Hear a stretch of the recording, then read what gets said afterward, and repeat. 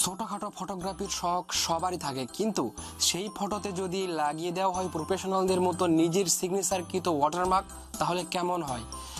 অবশ্যই ভালো হয়। আপনারা চাইলে আপনারাও বানিয়ে নিতে পারেন নিজের সিগনেচারকৃত ওয়াটারমার্ক। আমি আপনাদের শিখিয়ে দিব মাত্র 5 মিনিটে। বন্ধুরা, ভিডিও শুরু করার আগে আমি আপনাদের জানাতে চাই, যারা আমার এই চ্যানেলে নতুন তারা অবশ্যই আমার চ্যানেলটা সাবস্ক্রাইব করবেন এবং পাশে থাকা বেল আইকনটি বাজিয়ে রাখবেন নতুন সব আপডেট পেতে। বন্ধুরা, চলুন তাহলে কথা না বাড়িয়ে ভিডিও শুরু করা যাক।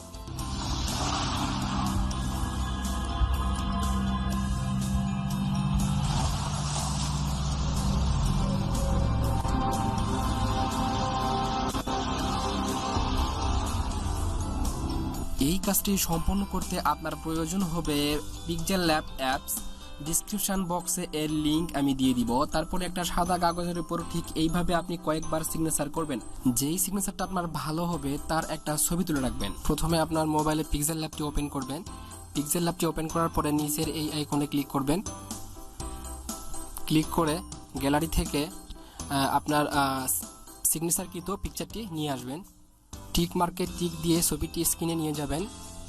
ছবিটি স্ক্রিনে আসার পরে টেক্সটটি ডিলিট করে নেবেন। টেক্সটটি ডিলিট হয়ে গেলে এরপর আপনাকে কালার অ্যাডজাস্টমেন্ট করে নিতে হবে ঠিক এইভাবে।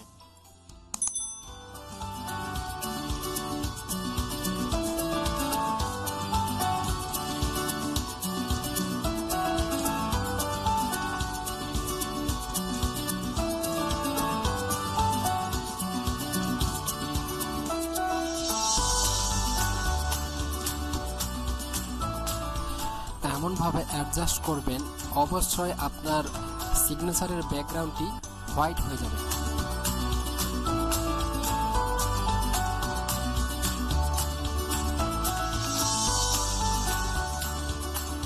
এখন ছবির কাজ শেষ। এখন ছবিটি সেভ করে নিব। সেভ আইকনে ক্লিক করে সেভ অ্যাজ ইমেজ। এরপর এখান থেকে ক্লিক করে হাই করে নিব। সেভ টু গ্যালারিতে ক্লিক করে ছবিটি সেভ করে নেবেন। আগের ট্যাবটি বন্ধ করে নতুন করে আবার PixelLab ওপেন করব। ডিফল্ট থেকে এখানে নিউ টেক্সট এটা ডিলিট করে দিব। ডিলিট বাটনে ক্লিক করে ডিলিট করে দিব। ডিলিট হয়ে গেছে। এখন প্লাস আইকনে ক্লিক করে আমার সেই কাজ করা ইমেজটি গ্যালারি থেকে নিয়ে আসতে হবে। ফ্রম গ্যালারি থেকে ছবিটি ক্লিক করে টিক বাটনে ক্লিক করে দিলাম। ছবিটি স্ক্রিনে চলে আসলো। এডিট বাটনে ক্লিক করে এখান থেকে ছবিটি ফুল স্ক্রিন করে দেবো এইভাবে, টিক বাটন।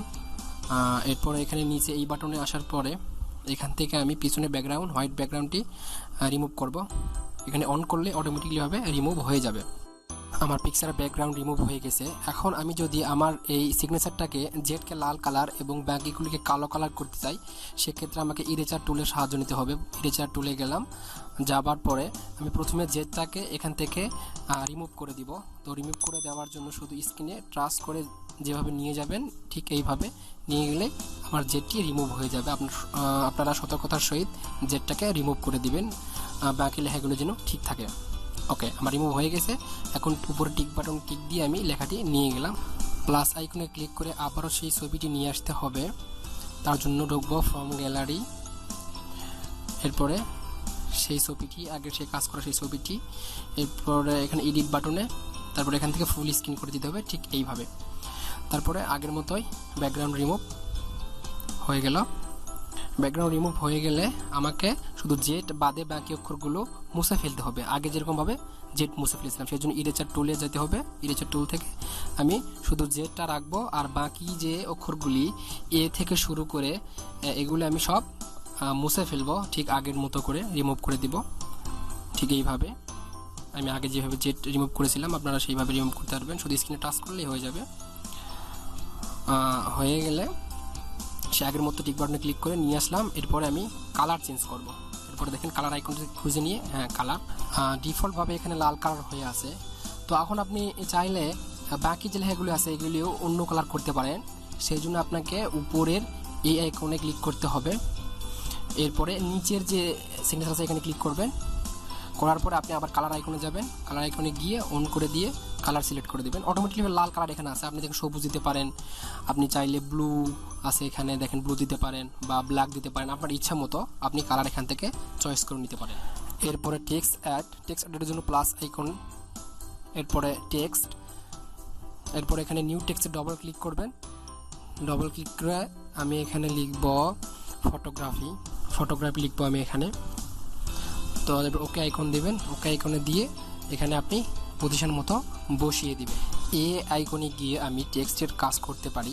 এই আইকনে প্রবেশ করার পরে আমি চাইলে লেখাগুলি বোল্ড করতে পারি। বোল্ড করার জন্য ঠিক এই আইকনে গিয়ে বোল্ড করলাম, বিতে টাচ করে, হ্যাঁ বোল্ড হয়ে গেছে। লেখাগুলি আমার কাছে চাপানো মনে হচ্ছে, আমি একটু স্পেস বাড়াবো, এর জন্য এই আইকনে ক্লিক করব। করার পরে এটা একটু টেনে সামনের দিক নিয়ে আসবো, দেখেন স্পেসটা একটু বাড়তেছে। এইভাবে আমি স্পেসটা বাড়াতে পারি। তো এরপরে আপনি চাইলে কালার চেঞ্জ করতে পারেন। তো কালার চেঞ্জ করার জন্য আপনাকে কালার আইকন খুঁজতে হবে, কালার আইকন, হ্যাঁ কালার আইকন। এখান থেকে দেখেন আমি এখানে ফটো সিলেক্ট করে ফটোর একটা কালার দিব, গ্রাফিক একটা কালার দিব। ফটো আমি দিব লাল কালার, না কালো কালার দিব আমি, হ্যাঁ কালো কালার। এরপর আমি গ্রাফিকটা আবার সিলেক্ট করে নিলাম, নিয়ে এটা আমি লাল কালার করব। হ্যাঁ এটা লাল, এটা না এইটা দিয়ে দিই, হ্যাঁ ওকে, এটা লাল কালার এখন হয়ে গেছে।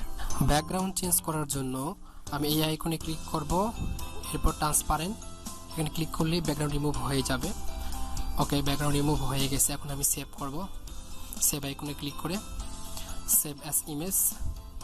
এরপর এখান থেকে আমি লো করে নিব, লো করে নেওয়াটাই বেটার। ওকে লো, এরপরে সেভ টু গ্যালারি, ছবিটি সেভ হয়ে গেছে। বন্ধুরা পিক্সেল ল্যাবে আমার একটি ছবি ওপেন করলাম, এখানে আমি সেই ওয়াটারমার্কটি বসিয়ে আপনাদের দেখাবো এই ওয়াটারমার্কটি দেখতে কেমন লাগে। তো এর জন্য এখন প্লাস আইকনে ক্লিক করতে হবে, এরপরে সেই সিগনেচার নিয়ে আসতে হবে। সিগনেচারটি নিয়ে আসলাম, নিয়ে এসে একটু ক্রপ করে নিলাম, ক্রপ করে নিলে ভালো হয়, আপনার একটু অসুবিধা হয়। এরপর এই বাটন ধরে ছোটো বড়ো করতে পারবেন। আপনি চাইলে আমার সামনে এভাবে হয়তো একটু বাঁকা করে, বা যদি ভালো না লাগে আপনি চাইলে আমার পিছনেও সেট করে দিতে পারেন, এইভাবে আপনি সেট করে দিতে পারেন। বা যদি আপনি চান একটু অপাসিটি কমায় দিতে, তো সেক্ষেত্রে আপনাকে নিচে থেকে এখানে অপাসিটিতে আসার পরে এখানে একটু কমায় দিবেন, অপাসিটিটা কমায় দিবেন, বাস ওকে আমার ছবিটি সেভ হয়ে গেছে। আজ খুব সহজে আপনাদের শিখিয়ে দিলাম কিভাবে আপনারা নিজের সিগনেচার দিয়ে নিজের ওয়াটারমার্ক তৈরি করবেন। বন্ধুরা আমার ভিডিও যদি আপনার ভালো লেগে থাকে তাহলে আমার চ্যানেলটা অবশ্যই সাবস্ক্রাইব করবেন এবং পাশে থাকা বেল আইকনটি বাজিয়ে দিবেন নতুন সব আপডেট পেতে। আবারও দেখা হবে নতুন কোনো ভিডিও নিয়ে, সে পর্যন্ত সবাই ভালো থাকবেন। আল্লাহ হাফেজ।